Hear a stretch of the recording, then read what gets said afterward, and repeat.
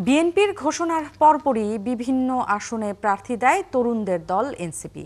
এতে দেখা যায় বিএনপির দেয়া একই আসনে প্রার্থী আছে তরুণদের দলটিরও। একজন নেতা বলছেন, শুধু বিএনপি নয়, জামাতের সাথেও জোট বা আসন সমঝোতা হতে পারে এনসিপির। এদিকে বিএনপি চেয়ারপারসন খালেদা জিয়ার আসনে কোনো প্রার্থী না দেওয়ার ঘোষণা দিয়েছে এনসিপি। রাশেদ আনিসের প্রতিবেদন। এনসিপি শীর্ষ নেতারা ৭১কে জানিয়েছেন কে কোথা থেকে নির্বাচনে লড়বেন, যেখানে নাহিদ ইসলাম ঢাকা ১১, সার্জিস পঞ্চগড় ১, নাথ কুমিল্লা ৪, নাসিরউদ্দিন পাটোয়ারি ঢাকা ১৮, আক্তার হোসেন রংপুর ৪, তাসনিম জারা ঢাকা ৯, সারোয়ার তুষার নরসিংদী ২, আরিফুল ইসলাম আদিব ঢাকা ১৪, আবদুল্লাহ আল আমিন নারায়ণগঞ্জ ৪ আসন থেকে নির্বাচনে লড়বেন। এছাড়া সাইফ মুস্তাফিজ সিরাজগঞ্জ ৬, আতিকুর রহমান কুড়িগ্রাম ২, জার্জিস কাদির নাটোর ৩, আশিকিন আলম ময়মনসিংহ ৯, জাতীয় যুবশক্তির সদস্য সচিব জাহিদুল ইসলাম ময়মনসিংহ ৪, ইঞ্জিনিয়ার ফরাদ সোহেল গাজীপুর ৬, জয়নাল আবেদিন শিশির কুমিল্লা ১০ আসন থেকে নির্বাচনে লড়বেন।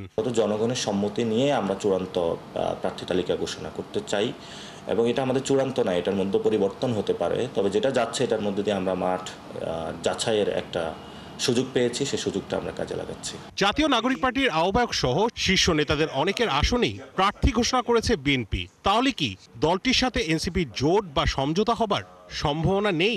আমাদের বিএনপির সাথেও কথাবার্তা চলছে, জামাতের সাথেও কথাবার্তা চলছে এবং আমরা সেখানে স্ট্রিক্টলি বলেছি যে সংস্কার প্রক্রিয়ায় আমরা যদি ঐক্যমত পোষণ হয় সেখানে আমরা ভেবে দেখতে পারি।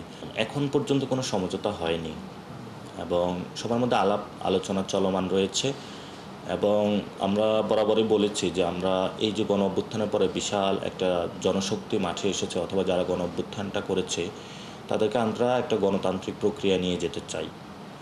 সো রাজনৈতিক দলগুলো এটা মনে করে আসলে এই যে তরুণ প্রজন্ম ছাত্র জনতা তাদেরকে একটা ডেমোক্রেটিক প্রক্রিয়ায় যদি নিয়ে যাওয়া যায় তাহলে এটা বাংলাদেশের ভবিষ্যৎ রাজনীতিতে লাভ হবে। যদি শেষ পর্যন্ত কথাবার্তা আগায়, যদি সেই মানে ব্যাটে বলে সব কিছু মিলে তাহলে বাংলাদেশের রাজনীতিতে একেবারে শেষ মুহূর্ত পর্যন্ত প্রার্থিতা উইথড্র করার কিংবা নানা ধরনের মানে ব্যালেন্স করার সুযোগ আছে। বিএনপি চেয়ারপারসনের প্রতি সম্মান জানিয়ে তার আসনে কোনো প্রার্থী দেওয়া হবে না বলেও জানানো হয় এনসিপির পক্ষ থেকে। আমরা খালেদা জিয়ার আসনে এনসিপির পক্ষ থেকে কোনো প্রার্থী দিব না। রাশেদ আনিস, ৭১, ঢাকা। অবশেষে শাপলা কলি নিয়ে নিবন্ধন পেতে যাচ্ছে জাতীয় নাগরিক পার্টি এনসিপি। মঙ্গলবার নির্বাচন কমিশনের সচিব জানান, এ নিয়ে শিগগিরই প্রজ্ঞাপন জারি হবে। পরে কারো কোনো আপত্তি থাকলে শুনানির মাধ্যমে নিবন্ধন চূড়ান্ত হবে। এদিকে দলগুলোর সাথে আলোচনা ছাড়াই আরপিও সংশোধনী করার ক্ষোভ জানিয়েছে বিপ্লবী ওয়ার্কার্স পার্টি। আরও জানাচ্ছেন ফারজানা আক্তার। ত্রয়োদশ জাতীয় সংসদ নির্বাচনকে সামনে রেখে ৩ দলকে নিবন্ধন দিচ্ছে ইসি, যার মধ্যে রয়েছে জাতীয় নাগরিক পার্টি, বাংলাদেশ সমাজতান্ত্রিক দল মার্ক্সবাদী ও বাংলাদেশ আমজনগণ পার্টি। নিবন্ধনের দৌড় থেকে ছিটকে গেছে প্রাথমিক যাচাইয়ে উত্তীর্ণ হওয়া বাংলাদেশ জাতীয় লীগ। আমরা ৩টা দলের কাগজপত্র সঠিকতা পেয়েছি এবং সেই ৩টার দল হচ্ছে বাংলাদেশ সমাজতান্ত্রিক দল মার্ক্সবাদী, বাংলাদেশ আমজনগণ পার্টি এবং জাতীয় নাগরিক পার্টি এনসিপি। এই ৩টা দলের ব্যাপারে এই নতুন প্রার্থিত নিবন্ধনের বিষয়ে এটা কমিশন মনে করেছেন যে এই ৩টা দল রাজনৈতিক দল হিসেবে নিবন্ধন পেতে পারেন এবং তাদের ব্যাপারে আগামীকাল পত্রিকায় আমরা বিজ্ঞপ্তি দিব। ইসি সচিব জানান, ১২ তারিখের মধ্যে জানানো যাবে দাবি আপত্তি, আর চূড়ান্ত সিদ্ধান্ত আসবে ১৪ বা ১৫ তারিখ। ১২ তারিখ পর্যন্ত সময়সীমার ভিতরে আমরা দাবি আপত্তি বা অভিমত পাবো। ১২ তারিখের পরে ২-১টা দিন তো লাগবে। আমরা এটার পরে যদি কোনো সমস্যা যদি না থাকে তাহলে ১৪ তারিখ ১৫ তারিখের ভিতরে হয়ে যাবে। এদিকে সিইসির সাথে দেখা করেছে বিপ্লবী ওয়ার্কার্স পার্টির একটি প্রতিনিধি দল। কোনো আলোচনা ছাড়াই আরপিও সংশোধনী নিয়ে ক্ষোভ জানান তারা। আরপিও গণপ্রতিনিধিত্ব যে আদেশ বা নির্বাচনের যে আচরণবিধি, এটা প্রণয়ন অথবা এটাকে চূড়ান্ত করবার আগে আমরা মনে করি যে রাজনৈতিক দলগুলোর সাথে নির্বাচন কমিশনের আলোচনাটা জরুরি ছিল। ইলেকশন কমিশন এখনো ভালো করে জানেই না বাংলাদেশে রাজনৈতিক দলগুলো কারা আছেন, নেতৃত্বে কারা আছেন, তাদের বক্তব্য কি, ভাবনা চিন্তাটা কি। আগামী নির্বাচন সুষ্ঠু করতে সব আসনে না ভোট চালু ও কালো টাকার ব্যবহার বন্ধ সহ ইসিকে 31 দফা প্রস্তাব দিয়েছে দলটি। আগামী ত্রয়োদশ জাতীয় সংসদ নির্বাচন। ফারজানা আক্তার, ৭১, ঢাকা। জাতীয় সংসদ নির্বাচনের জন্য বিএনপি ঘোষিত 237 জন প্রার্থীর মধ্যে নতুন মুখ রয়েছে 83 জন। সাবেক ছাত্রনেতা ও ব্যবসায়ীর পাশাপাশি দলটির সাবেক মন্ত্রী এমপির সন্তানরাও রয়েছেন প্রার্থী তালিকায়। আরও জানাচ্ছেন সৈকত সাদিক। গত নির্বাচনে অংশ নেয়নি বিএনপি। 2018 সালে নির্বাচনে গেলেও দণ্ড, মামলা ও কারাগারে থাকায় অনেক নেতা প্রার্থী হতে পারেননি। এই কারণে এবার দলের মনোনয়নে অনেক পরিবর্তন হয়েছে। 237টি আসনের প্রার্থীদের মধ্যে নতুন মুখ 83 জন। বগুড়া 6, তারেক রহমান। প্রার্থী তালিকা বিশ্লেষণ করে দেখা গেছে রাজধানী ঢাকার 5টি আসনে দেয়া হয়েছে নতুন মুখ। ঢাকা 4 তানভীর আহমেদ রবিন, ঢাকা 6 ইঞ্জিনিয়ার ইশরাক হোসেন, ঢাকা 14 সানজিদা ইসলাম তুলি, ঢাকা 15 আসনে শফিকুল ইসলাম খান এবং ঢাকা 16 আসনে আমিনুল হক। ধানের শীষের পক্ষ থেকে বাংলাদেশ জাতীয়তাবাদী দলের পক্ষ থেকে প্রাথমিকভাবে মনোনয়ন দেওয়া হয়েছে, আলহামদুলিল্লাহ। আমরা আগামীতে একটি সুন্দর, শান্তিপূর্ণ এবং একটি মানবিক বাংলাদেশ গড়ার লক্ষ্য নিয়ে আমরা সেই প্রত্যয় ব্যক্ত করে আমরা প্রতি মুহূর্তে কাজ করে যাচ্ছি। যশোর 6 আসনে প্রথমবার মনোনয়ন পেলেন ছাত্রদলের সাবেক সভাপতি কাজী রওনকুল ইসলাম শ্রাবণ। ভোলা 4 আসন থেকে এবারই প্রার্থী হয়েছেন কেন্দ্রীয় যুবদলের সাধারণ সম্পাদক নুরুল ইসলাম নয়ন। সাবেক ছাত্র নেতাদের মধ্যে খুলনা 4 আসন থেকে ধানের শীষের টিকিট পেলেন ছাত্রদল নেতা আজিজুল বারী হেলাল। গোপালগঞ্জ 3 আসনে SM জিলানী, সিরাজগঞ্জ 6 আসনে আমিরুল ইসলাম খান আলিম, পাবনা 4 আসনের প্রার্থী সাবেক ছাত্রনেতা হাবিবুর রহমান হাবিব। এখন দল যাকে দায়িত্ব দিয়েছে, নমিনেশন দিয়েছে, তার পক্ষে যা দল করে, দলের প্রতি কমিটমেন্ট রয়েছে, দলের প্রতি দায়বদ্ধতা রয়েছে, আমি মনে করি একজন নেতাকর্মীও এই নির্বাচনী কর্মকাণ্ড থেকে দূরে থাকবে না। আমি চেষ্টা করব আমি আমার কেশবপুরবাসী মন জয় করে তাদের ভোটের মাধ্যমে আমি ধানের শীষ প্রতীককে বিজয়ী করে বাংলাদেশ জাতীয়তাবাদী দলের পক্ষ থেকে জাতীয় সংসদে প্রতিনিধিত্ব করা। ব্যবসায়ীদের মধ্যে অনেককে এবার মনোনয়ন দিয়েছে বিএনপি। ফেনী 3 আসনে আব্দুল আওয়াল মিন্টু, মুন্সিগঞ্জ 1-এ গার্মেন্টস ব্যবসায়ী শেখ মোহাম্মদ আবদুল্লাহ, মুন্সিগঞ্জ 2 থেকে শিল্পপতি মিজানুর রহমান সিনহাও টিকিট পেয়েছেন। কুমিল্লা 9 আসন থেকে বিএনপির প্রার্থী তালিকায় নাম লিখিয়েছেন গার্মেন্টস ব্যবসায়ী আবুল কালাম। বরিশাল 2 থেকে সর্দার শরফুদ্দিন আহমেদ শান্টু এবং খুলনা 5 থেকে মোহাম্মদ আলী আসগর লবি। এছাড়া বিজিএমইএর সভাপতি মাহমুদুল হাসান বাবু চুয়াডাঙ্গা 2 থেকে মনোনয়ন পেয়েছেন। আমি মনে করি আমাকে সহ সারা বাংলাদেশে আমাদের যে 237 জন মনোনীত করেছেন, আপনারা লক্ষ্য করে দেখবেন সবাই কিন্তু এই দলের একজন অতন্ত্র প্রহরী হিসাবে আমরা কাজ করে আসি। মুন্সিগঞ্জ তথা শ্রীনগর এবং সিরাজদিঘা থানার জনগণকে বলবো, আপনারা বিচক্ষণ ব্যক্তিবর্গ সবাই বিশ্লেষণ করে অবশ্যই আপনারা আমার ধানের শীষকে ভোট দিবেন, ধানের শীষকে জয়যুক্ত করবেন। নতুন মুখের এই তালিকায় আরও আছেন ময়মনসিংহ 1-এর সৈয়দ ইমরান সালেহ, টাঙ্গাইল 8 আসনে আহমেদ আজম খান, চট্টগ্রাম 7 আসনে হুম্মাম কাদের চৌধুরী এবং ফরিদপুর 3 আসনে নায়েব ইউসুফ আহমেদ সহ অনেকে। সৈকত সাদিক, 71, ঢাকা। 63 আসন খালি রেখে আগামী জাতীয় নির্বাচনের প্রার্থী ঘোষণা করেছে বিএনপি। যেসব আসনে প্রার্থী দেওয়া হয়নি তার অধিকাংশ যুগপৎ আন্দোলনের শরিকদের ছেড়ে দিচ্ছে দলটি। জাতীয় নাগরিক পার্টি এনসিপির জন্য কয়েকটি আসন রাখা হয়েছে। কয়েকটি আসনে দলীয় একাধিক শক্তিশালী প্রার্থী থাকায় চূড়ান্ত সিদ্ধান্ত নিতে পারেনি দলের নীতি নির্ধারকরা। বিস্তারিত ফরহাদ ইবনে মালেকের প্রতিবেদনে। পঞ্চগড় 1, ব্যারিস্টার মোহাম্মদ নওশাদ জমির। দীর্ঘ আন্দোলন সংগ্রামের 16 বছর পর সারা দেশে বইছে নির্বাচনী আমেজ। সেই নির্বাচনী আমেজে নতুন চমক জুগিয়েছে বিএনপি। ঘোষণা দিয়েছে 237 আসনের দলীয় প্রার্থী। যুগপৎ আন্দোলন করেছেন, তাদের যে সমস্ত আসনে তারা আগ্রহী, সেই সমস্ত আসনগুলোতে আমরা কোনো প্রার্থী দেইনি। বাকি 63 আসনের অধিকাংশ রাখা হয়েছে আন্দোলনের জোট শরিকদের জন্য।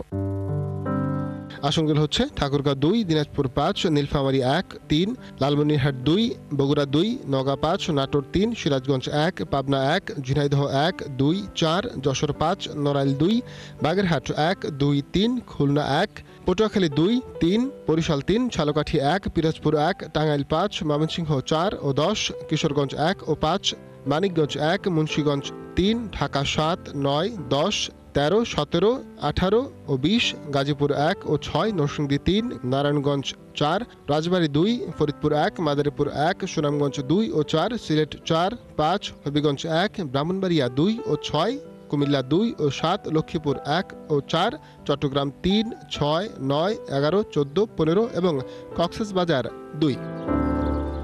দলীয় সূত্রে জানা গেছে, গণফোরামের জন্য বিএনপি ছাড় দিতে পারে ঢাকা 7 ও নরসিংদী 3 আসন, যেখানে সম্ভাব্য প্রার্থী হতে পারেন সুব্রত চৌধুরী এবং AKM জগলুল হায়দার আফ্রিক। ঢাকা 7 আসনে বাংলাদেশ খেলাফত মজলিসের মামুনুল হককেও দেখা যেতে পারে, এমন আলোচনাও আছে। ঢাকায় না করলে তিনি পেতে পারেন বাগেরহাট 1 আসন। জোটের অপর দল গণ অধিকার পরিষদের জন্য দলটি ছাড় দিচ্ছে 2টি আসন। পটুয়াখালী 3 আসনে দলটির সভাপতি নুরুল হক নূর এবং ঝিনাইদহ 2 আসনে সাধারণ সম্পাদক রাশেদ খান নির্বাচন করতে পারেন। 2টি আসন ছাড়ের সবুজ সংকেত পেয়েছে এলডিপিও। সেই হিসেবে চট্টগ্রাম 14 আসনের প্রার্থী হতে পারেন দলের চেয়ারম্যান কর্নেল অবসরপ্রাপ্ত অলি আহমদের ছেলে অধ্যাপক ওমর ফারুক এবং কুমিল্লা 7 আসনে থাকছেন দলটির মহাসচিব ডক্টর রেদওয়ান আহমেদ।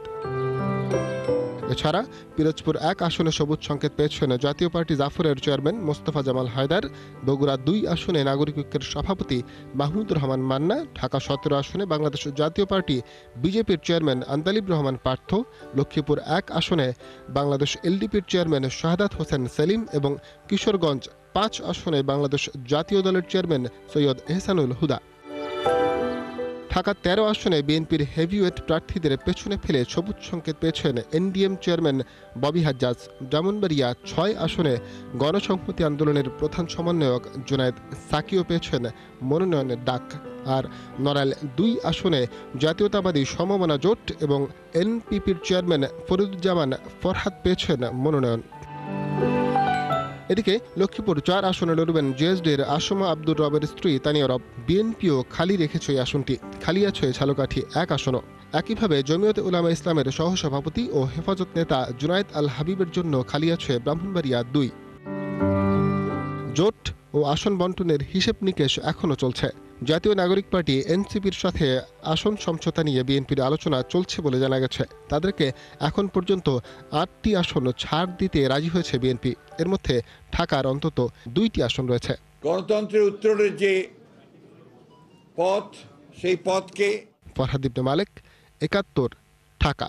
জাতীয় নির্বাচনে জামায়াতে ইসলামী ও এনসিপিকে জেতাতে অন্তর্বর্তী সরকার কাজ করবে বলে বিস্ফোরক অভিযোগ করেছেন বিএনপি নেতা মির্জা আব্বাস। তিনি আরও বলেন, ডক্টর ইউনূসের সরকার নিজস্ব কোনো ক্ষমতা নেই, 2টি দলের উপর ভর করে তারা টিকে আছে। তিনি আরও বলেন, আওয়ামী লীগ সমর্থকদের ভোট পড়বে দেশপ্রেমিক দলের বাক্সে। আরও জানাচ্ছেন মাহিলা ইসলাম। বীর মুক্তিযোদ্ধা সাদেক হোসেন খোকার 6ষ্ঠ মৃত্যুবার্ষিকী উপলক্ষে দোয়া ও আলোচনা সভার আয়োজন করে ঢাকা মহানগর দক্ষিণ বিএনপি। এ সময় ঢাকা 6 আসনে বিএনপির মনোনীত প্রার্থী ইশরাক হোসেন তার বাবার মৃত্যুর জন্য স্বৈরাচার শেখ হাসিনাকে দোষারোপ করেন। অভিযোগ করেন, কারাবন্দী অবস্থায় চিকিৎসা পায়নি সাদেক হোসেন খোকা। ওই হাসিনা আজকে পালিয়ে গিয়েছে দেশ থেকে, তার এই বাংলাদেশের মৃত্যু বা দাফন হবে কিনা সেই নিশ্চয়তা আমরা দিতে পারছি। সভায় বিএনপি নেতা আব্দুস সালাম সরকারের কর্মকাণ্ড নিয়ে প্রশ্ন তোলেন। গণভোট ইস্যুতে রাজনৈতিক দলগুলোকে সিদ্ধান্ত নেয়ার আহ্বানে সমালোচনা করেন তিনি। আজকে হাজার হাজার কোটি টাকা একটা গণভোট করতে যে খরচ হবে, এই টাকাটা কোথেকে আসবে? এটা কি ইসলামী ব্যাংক থেকে আসবে নাকি এটা জামাত দিবে? এটা তো জনগণের পকেটের টাকা যাবে, সেই চিন্তা কিন্তু তারা করছে না। আর বিএনপির স্থায়ী কমিটির সদস্য মির্জা আব্বাস বলেন, একটি দলকে প্রতীক দেওয়ার মধ্য দিয়ে প্রমাণ হয় সরকারের নিজস্ব কোনো ক্ষমতা নাই। 2টি দলের উপরে, একটি তাদের নিজস্ব সৃষ্ট দল আর একটা পুরনো দল, এদের উপরে ভর করে সরকার টিকে আছে। এই দলগুলোকে জেতানোর জন্য সরকার যে কোনো অবৈধ প্রক্রিয়ার আশ্রয় নিতে পারে, যেটা আওয়ামী লীগ সরকার করেছিল। রাতের ভোট দিনে, দিনের ভোট রাতে, ঠিক না। এই সরকারও সম্ভবত এরকম কোনো কাজ করে ফেলবে। আগামী জাতীয় নির্বাচনে আওয়ামী লীগের সমর্থকদের ভোট জামাতের দিকে যাবে না বলেও ব্যাখ্যা দেন তিনি। তারা বুঝে নিছে যে আওয়ামী লীগের ভোটগুলো আমরাই তো পাবো, এরকম একটা ধারণা তার হয়ে গেছে। না, এটা সঠিক নয়। সকল আওয়ামী লীগের অন্য কাউকে ভোট দেবে না, তারা দেশপ্রেমিক দলকেই ভোট দেবে, আমি বিশ্বাস করি। নির্বাচনে সবাইকে এক হয়ে দলীয় প্রতীকে জয়লাভ নিশ্চিতে কাজ করার আহ্বান জানান তিনি। নির্বাচনী পথে আমরা রওনা হয়েছি, সেখানে আমাদেরকে জয়লাভ করতে হবে। মাহিলা ইসলাম, ৭১, ঢাকা।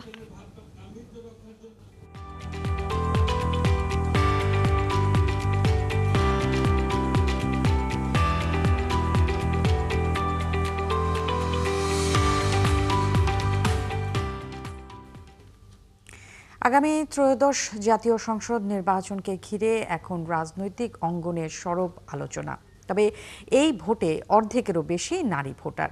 মেহেরপুরের নারী ভোটারদের প্রত্যাশা সময়মতো নির্বাচন অনুষ্ঠিত হোক, সেই সাথে ভোটের অধিকার, নারী আসন সংখ্যা বৃদ্ধি, উন্নয়ন, কর্মসংস্থান বাড়ানোর দাবি তাদের। পাশাপাশি বিদ্যালয় থেকে কন্যা শিশুদের ঝরে পড়া রোধ, ডে কেয়ার সেন্টার প্রতিষ্ঠা এবং সকল নারীর নিরাপত্তার নিশ্চয়তা চান তারা। নির্বাচন নিয়ে নারীদের ভাবনার বিস্তারিত জানব আসিফ ইকবালের তথ্য ছবিতে তৈরি প্রতিবেদনে। দেশ জুড়ে বইছে নির্বাচনী হাওয়া। ব্যস্ত সময় পার করছেন রাজনীতিবিদরা, আর প্রার্থীরা ছুটছেন জনগণের দ্বারে দ্বারে। পুরুষ ভোটারের পাশাপাশি মেহেরপুরের নারী ভোটারদের মধ্যেও নির্বাচন নিয়ে চলছে নানা আলোচনা। অন্যান্যবারের চেয়ে এবার পরিবর্তিত পরিস্থিতিতে নারী ভোটারদের রয়েছে ভিন্ন প্রত্যাশা। তারা শুধু প্রতিশ্রুতি চান না, দেখতে চান বাস্তব পরিবর্তন। জেলার নারী ভোটাররা এমন একজন প্রার্থী চান যারা নির্বাচিত হয়ে নারীর অধিকার বাস্তবায়ন করবেন। সেই সাথে নারীদের কর্মসংস্থান বাড়ানো, উন্নয়নের প্রতিটি ক্ষেত্রে সমান সুযোগ ও নিরাপত্তা নিশ্চিত করা জরুরি বলে মনে করেন তারা। পাশাপাশি তারা বলছেন, সংসদে নারী প্রতিনিধিত্ব বাড়ানো গেলে নীতি নির্ধারণেও নারীদের ভূমিকা আরও শক্তিশালী হবে। নারীরা যেন সরাসরি নির্বাচনে অংশগ্রহণ করতে পারে এবং নারী বান্ধব আমরা যে পরিবেশটা চাই সেই পরিবেশ যেন আমরা পাই। যে এমপি হবে হয়ে নারীদের দিকে খেয়াল রাখবে বা নারীদের কর্মস্থান করে দেবে। অল্প সুদে যে ঋণগুলো দেওয়া হয় আমরা শুনি, কিন্তু সেই ঋণগুলো আমরা পাই না।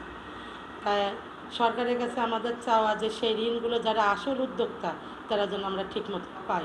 এমন একটা শাসন ব্যবস্থা আসুক যেখানে নারী, শিশু এবং সর্বাবস্থায় সব জায়গায় যেন সবাই নিরাপত্তাটা খুঁজে পায়। অবাধ, সুষ্ঠু একটা নিরপেক্ষ নির্বাচন চাই, যেখানে দীর্ঘদিন ধরে আমরা নির্বাচনে অংশগ্রহণ করতে পারিনি।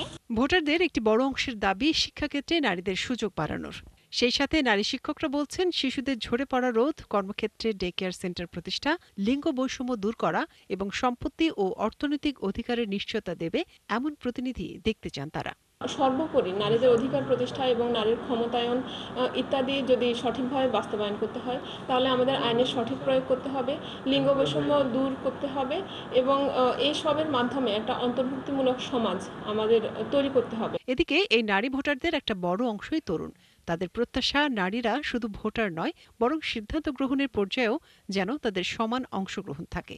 এটাই চাওয়ার যে এখানকার মেয়েদের পড়াশোনার সুযোগ যে কোনো পরিস্থিতিতে একটু বেশি করে দেওয়া এবং কর্মসংস্থানের ব্যবস্থা করে দেওয়া। মেয়েরা যেন বাইরে এসে ভালো মতো কলেজে ক্লাস করতে পারে, যেখানে কোনো বাবা মার চিন্তা থাকবে না মেয়েদের নিয়ে। নেপোটিজমগুলো না হোক, কেউ যেন তার আত্মীয়কে অগ্রাধিকার না দেয় চাকরির ক্ষেত্রে, যে যোগ্য তাকে যেন যোগ্য সম্মানটা দেওয়া হয়, যোগ্য চাকরিটা দেওয়া হয়, আমি এটা চাই। মেহেরপুর জেলায় এবার ভোট দেবেন 5,66,375 জন ভোটার। এদের মধ্যে নারী ভোটারের সংখ্যা 2,82,878 জন, যা মোট ভোটারের অর্ধেক।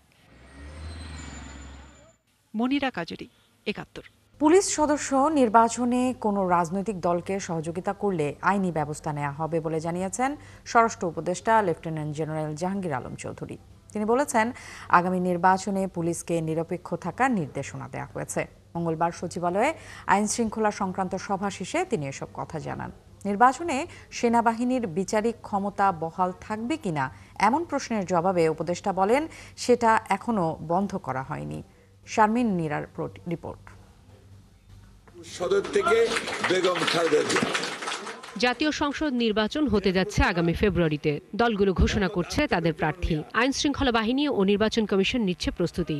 দেশের সার্বিক নিরাপত্তা পরিস্থিতি বিবেচনায় সমালোচনা রয়েছে পুলিশের কার্যক্রম নিয়ে। তাই আগামী নির্বাচনে পুলিশের দায়িত্ব পালনের সক্ষমতা নিয়ে কেউ কেউ তুলছেন প্রশ্ন। মঙ্গলবার সচিবালয়ে আইন শৃঙ্খলা সংক্রান্ত কোর কমিটির বৈঠক শেষে স্বরাষ্ট্র উপদেষ্টার কাছে সাংবাদিকরা জানতে চান পুলিশের নির্বাচনে ভূমিকা নিয়ে, কিংবা কোনো রাজনৈতিক দলকে নির্বাচনে এই বাহিনীর কেউ সহায়তা করলে কি ব্যবস্থা নেবে সরকার। কারো কোনো ধরনের এরকম নেগলিজেন্স থাকলে সাথে সাথেই তার আইনি আওতায় নেওয়া আসা হবে। আগে যেমন খালি ওই জিডি করে রাখতে হতো, কেস না, এইবার সাথে সাথেই তারা পানিশমেন্টে আওতায় নিয়ে আসা হবে। পুলিশের প্রতি আমার নির্দেশনা, ইলেকশনটা হইতে হবে ফ্রি, ফেয়ার, ক্রেডিবল এবং উৎসবমুখ। কোন পুলিশ যদি এর সাথে জড়িত থাকে তাদের সাথে কি করবে?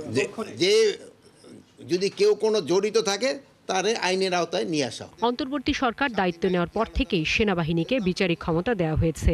কয়েক ধাপে তা বেড়েছেও। নির্বাচনে কি তা বহাল থাকবে জানতে চাওয়া স্বরাষ্ট্র উপদেষ্টার কাছে। সেনাবাহিনী তো ম্যাজিস্ট্রেট পাওয়ার এখনই আছে। নির্বাচনের সময় তো নির্বাচন বন্ধ হবে কেন? আমরা কি বন্ধ করছি নাকি?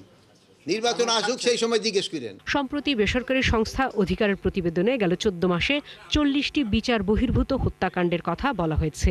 স্বরাষ্ট্র উপদেষ্টা বললেন, বিচার বহির্ভূত হত্যাকাণ্ডের তদন্ত করছে সরকার।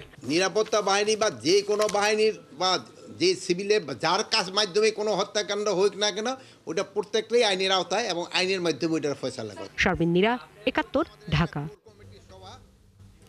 একবার দুবার নয়, পরপর তৃতীয়বারের মতো পেছালো জুলাই অভ্যুত্থানে প্রথম শহীদ আবু সাইদ হত্যা মামলার 12তম সাক্ষীর সাক্ষ্য গ্রহণ। মঙ্গলবার এই মামলায় সাক্ষ্য গ্রহণের জন্য 10 নভেম্বর তারিখ দিয়েছেন আন্তর্জাতিক অপরাধ ট্রাইব্যুনাল। আসামি পক্ষের আইনজীবীরা বলছেন, সাক্ষী হাজির করতে না পারা প্রসিকিউশনের ব্যর্থতা। আরও জানাচ্ছেন মাইনুল মারুফ। আন্তর্জাতিক অপরাধ ট্রাইব্যুনালে গত 28 আগস্ট শুরু হয় জুলাই গণঅভ্যুত্থানের প্রথম শহীদ আবু সাইদ হত্যা মামলার সাক্ষ্য গ্রহণ। এরপর থেকে এখন পর্যন্ত সাক্ষ্য দিয়েছেন 11 জন।